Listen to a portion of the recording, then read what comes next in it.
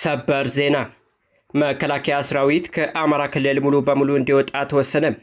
ሰራዊቱ አልቻለም። የፋኖን ክንድ መቋቋም ተስኖታል። በሌላ በኩል አንድ ከፍተኛ የመከላከያ አዛዥ በፋኖች ገብቷል። ይበንዲ እንዳለ በጎንደር ጥብቅ ወታደራዊ ስብሰባ ተደርጓል። ስብሰባው የክልሉን ኃይል በማጠናከር መከላከያ ከክልሉ በሚወጣበት መንገድ እንዲሁም ስለ ፋኖ አሁናዊ ቁመና ላይ ያተኮረ ነው ተብሏል። ወታደራዊ መኮንኖችና ባለስልጣናት የተሳተፉት የውይይት ጥብቅ ጉዳዮች የተነሱበትና የተወሰኑበት እንደሆነም ታውቋል። በዝርዝር ታደምጡታላችሁ። በመጨረሻ ኢሳያስ ከአሰብ ግንባር ከባድ ጉዳት ሰምቷል። ማንም ያልጠበቀው ሆኗል። ትናንት በባሌ የነበሩት ጌታቸው ረዳና ሬድዋን ሁሴን በብርሃን ፍጥነት ከአሰብ 50 ኪሎ ሜትር ቡሬ ግንባር ከትመዋል። ከሁለቱ ከፍተኛ ባለስልጣናት ባለፈም የመከላከያ ከፍተኛ አዛዦችም ቡሬ ላይ ከትመዋል። ነገሩ ለኢሳያስና ሻቢያ ከባድ መርዶ ሆኗል። በሌላ በኩል በዛሬው ዕለት የኤርትራን ጦር በተመለከተም አዲስ መረጃ ከአስመራ ተሰምቷል። ጄኔራሉ በሶፍ ኡመር ዋሻ ውይይት የተናገሩት ንግግርም ትኩረት ስቧል። ጠቅላይ ሚኒስትር አብይ ግጭት በኢትዮጵያ ሁሌም አለ፣ በአፄ ቴዎድሮስ ዘመንም ነበር፣ አሁን ፌስቡክ ስላለነው ጫጫታው የበዛው ያሉ ሲሆን አሁን ያሉ ታጣቂዎችንም ሸፍተኞች ሲሉ ጠርተዋቸዋል። በአንጻሩ ጄኔራሉና አንድ ከፍተኛ የቀድሞ ባለስልጣን የታጣቂዎቹ ጥያቄ ፖለቲካዊ እንደሆነ ማንሳታቸው ትኩረት ስቧል። ጠቅላዩ ፋኖን በስም ሳይጠሩ ለመጠቅለል የሚንቀሳቀስ ሽፍታ ሲሉ ገልጸውታል። ጠቅላዩ ስለ ፋኖ ታጣቂዎች እንቅስቃሴ አዲስ ነገር ያሰሙ ሲሆን ትኩረት ስቧል። እንመለስበታለን። የተወደዳችሁ የቻናላችን ቤተሰቦች እነዚህና ሌሎች መረጃዎችን አጠናክረናል። እንደተለመደው ቪዲዮ ላይክ እና ሼር በማድረግ አብራችሁን ቆዩ። ወደ መረጃው እናመራለን። በመጨረሻ ኢሳያስ ከአሰብ ግንባር ከባድ ጉዳት ሰምቷል። ማንም ያልጠበቀው ሆኗል። ትናንት በባሌ የነበሩት ጌታቸው ረዳና ሬድዋን ሁሴን በብርሃን ፍጥነት ከአሰብ 50 ኪሎ ሜትር ቡሬ ግንባር ከትመዋል። ከሁለት ከፍተኛ ባለስልጣናት ባለፈም የመከላከያ ከፍተኛ አዛዦችም ቡሬ ላይ ከትመዋል። ነገሩ ለኢሳያስና ሻቢያ ከባድ መርዶ ሆኗል። በሌላ በኩል በዛሬው ዕለት የኤርትራን ጦር በተመለከተ አዲስ መረጃ ከአስመራ ተሰምቷል። በአሁኑ ወቅት ሁለቱ ሀገራት በዲፕሎማሲያዊ፣ በፖለቲካ፣ በወታደራዊ እንዲሁም በታሪክ ትርክት ግንባር ተፋጠው ነው የሚገኙት። በተለይም ከሳምንታት በፊት ኢትዮጵያ የኤርትራን ሀገርነት እስከ ማንሳት የሚደርስ እርምጃ ወስዳለው ማለቷም የመረብ መላሽ ሰዎችን ክፉኛ ያበሳጨ ሆኗል። አሰብ አፋፉ ላይ ሊለይለት ነው። ትንቅንቁ ጀምሯል። አብይ ቆርጧል። ከፍተኛ ባለስልጣኖቻቸውም በዛሬው ዕለት አሰብ ቡሬ ግንባር ልከዋል። የፌዴራል መንግስቱ ከፍተኛ ባለስልጣናት ቡሬ ገብተዋል። የጠቅላይ ሚኒስትሩ የምስራቅ አፍሪካ ጉዳዮች አማካሪ ሚኒስትር አቶ ጌታቸው ረዳ፣ የብሔራዊ መረጃና ደህንነት አገልግሎት ዋና ዳይሬክተር አምባሳደር ሬድዋን ሁሴን፣ የሀገር መከላከያ አመራሮችና ከአፋር ክልል አመራሮችን ያካተተ ቡድን ዛሬ ከአሰብ በቅርብ ርቀት ወደምትገኘው ቡሬ ከተማ መግባታቸውም ታውቋል። ኢትዮጵያና ኤርትራ በከፍተኛ ውጥረት ውስጥ በሆኑበት በዚህ ወቅት የተደረገው ከፍተኛ አመራሮች ጉብኝት ምንን ምክንያት እንዳደረገ በግልጽ የታወቀ ነገር ባይኖርም ግጭት ቀናሽ ተግባራትን ለመፈጸም ያለመ ሳይሆን እንዳልቀረም ታውቋል። ይህ በእንዲህ እንዳለ የኤርትራ ጦር ዝግጅት ተጠናክሮ ቀጥሏል። በዛሬው ዕለት የሻቢያ ልሳን የሆነው አዲስ ኤርትራ ጋዜጣ ለኤርትራ ጦር የማበረታቻ ፕሮግራም መዘጋጀቱን አንድ አፍታ ሚዲያ ከጋዜጣው ዘገባ ተመልክቷል። ሻቢያ ለጦርነት ዝግጅት እያደረገ ሲሆን በቡሬ ድንበር የኃይል ክምችቱን እያሰፋ ይገኛል። ከዚህ በተጨማሪም ጦርነት ከተነሳ ነዳጅ መቆጠብ አለብን በሚል ከሳምንታት አንስቶ የተሽከርካሪ ገደብም አድርጓል የተባለው። ጄኔራሉ በሶፍ ኡመር ዋሻ ውይይት የተናገሩት ንግግር ትኩረት ስቧል።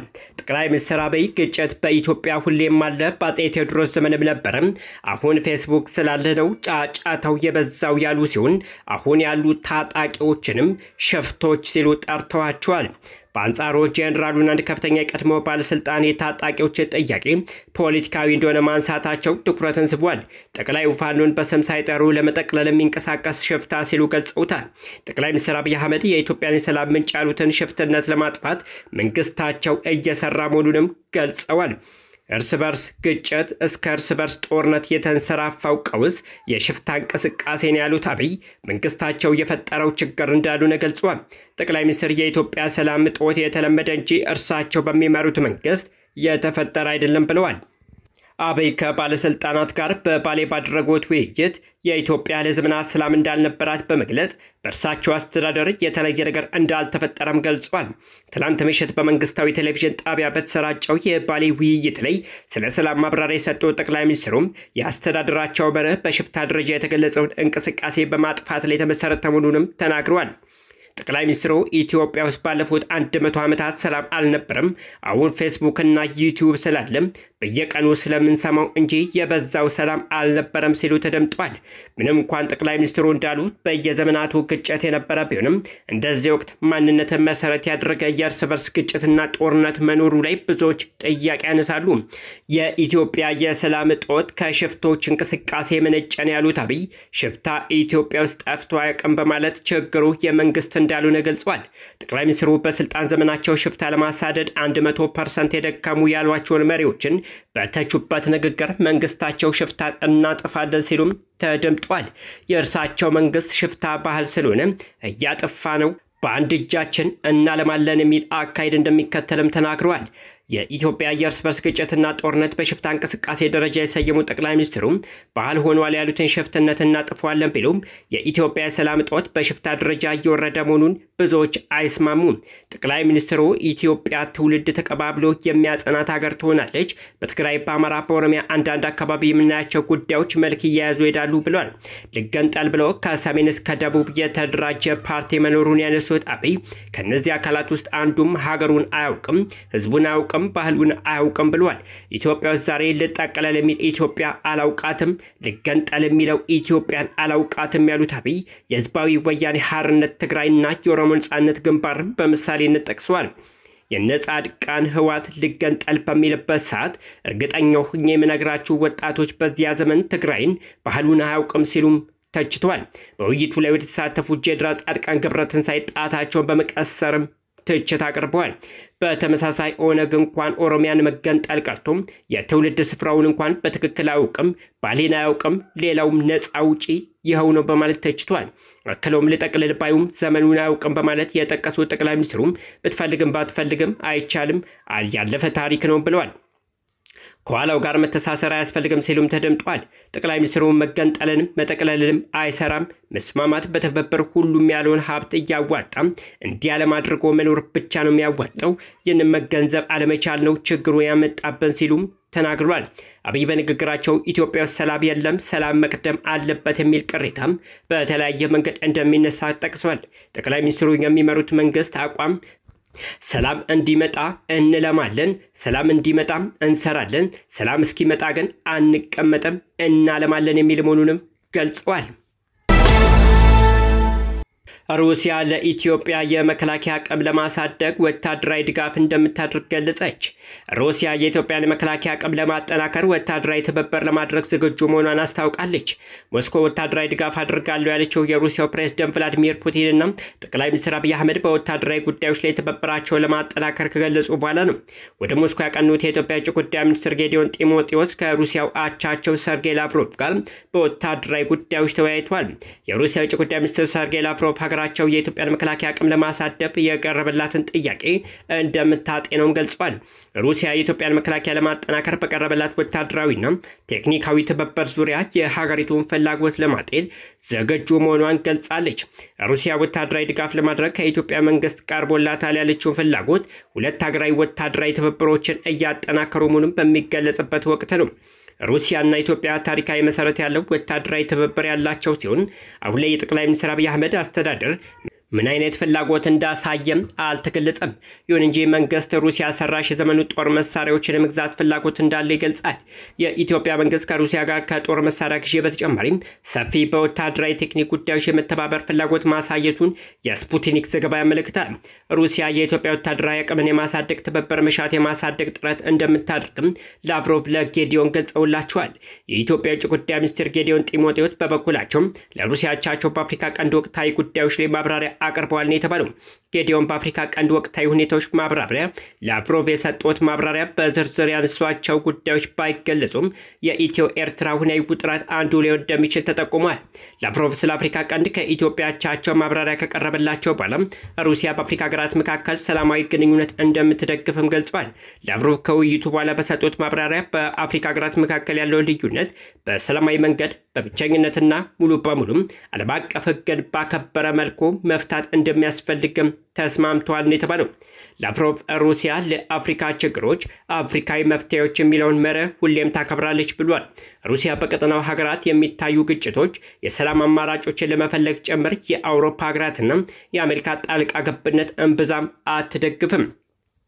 ሩሲያ በአሁኑ ወቅት በኢትዮጵያና በኤርትራ መካከል ወደ ጦርነት እንዲያመሩ ከማይፈልጉ ሀገራት መካከል አንዷ ነች።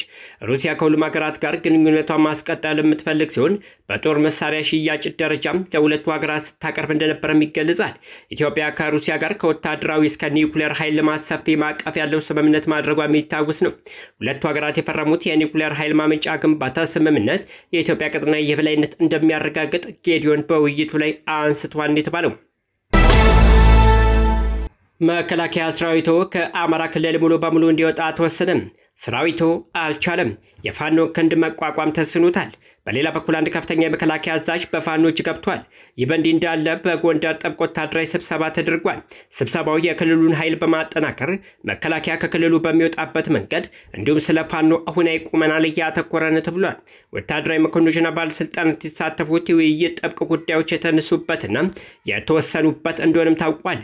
የመከላከያ ሰራዊቱ ከክልሉ ሊወጣ ነው ወይ ለሚለው ጥያቄ በስብሰባው የተባለ ነገር የለም። በአማራ ክልል ከባባድ ውጊያዎች ዛሬም ቀጥለዋል። ፋኖና መንግስትን አደራዳሪም ሃይባይ በጠፋበት በዚህ ወቅት የክልሉ ህዝብ ለከፋ ሰቆቃ ተዳርጓል። አሁን ባለው ሁኔታም የክልሉ ጦርነት እየተባባሰ እንጂ በድርድር የሚቆም አይመስልም። ትናንት በጎንደር ከተማ የተደረገው ወታደራዊ ስብሰባም በእርግጥ ጦርነቱ ተቀጣጥሎ ሊቀጥል እንደሚችል ፍንጭ የሰጠ ነው። በትላንትናው ዕለት በጎንደር ከተማ አንድ ጥብቅ ወታደራዊ ስብሰባ ተደርጓል። በጎንደር ቀጠና ከሚገኙ የ9ኛና የ10ኛ ሻለቃ አድማ መከላከል አባላትና መሪዎች ጋር የተደረገ ውይይት ነው። በውይይቱ ወታደራዊ አባላቱ የተለያዩ ጥያቄዎች ተነስተዋል። ከአባላቱ የተነሱ ጥያቄዎች በአጭር በመካከለኛና በረጅም ጊዜ ለመፍታት የክልሉ መንግስት ቁርጠኛ መሆኑን የአማራ ክልል የሰላምና ጸጥታ ቢሮ ምክትል ኃላፊ ባሪሁን መንግስቴም ተናግረዋል። የፖለቲካ አመራሩና የጸጥታ መዋቅሩ በጋራ በመሆን በሰሩት ተግባር ክልሉን ወደ ሰላም የመመለስ ሂደት ላይ መሆኑን ገልጿል። አሁን ላይ የጸጥታ መዋቅሩን የማስፋትና አቅሙን የማሳደግ ተግባር እየተሰራ ነው ብለዋል። ሰራዊቱ በአካል አግኝተው ማወያየታቸው ችግሮችን በመፍታት የክልሉን ሰላም ለማስመለስና ያሉትን ክፍተቶች ለመሙላት እንደሚረዳ የተናገሩት ደግሞ በምክትል ርዕሰ መስተዳደር ማዕረግ የከተማ ዘርፍ አስተባባሪና የክልሉ ከተማና መሰረተ ልማት ቢሮ ኃላፊ አህመዲን መሐመድ ናቸው። የክልሉ መንግስት በጸጥታ ኃይሉ የሚነሱ ጥያቄዎችን ትኩረት ሰጥቶ በመፍታት ክልሉ የጀመረውን የሰላም ማስፈን ስራ አጠናክሮ እንደሚቀጥልም ተናግረዋል። ብቃትና ጥራት ያለው የጸጥታ መዋቅር የመገንባት ስራ እየተተገበረ ሲሆን በራስ አቅም የክልልን ሰላም ለመጠበቅ እየተሰራ ነው ሲሉም ገልጸዋል። አበቃን። መልካም ጊዜን ተመኘን።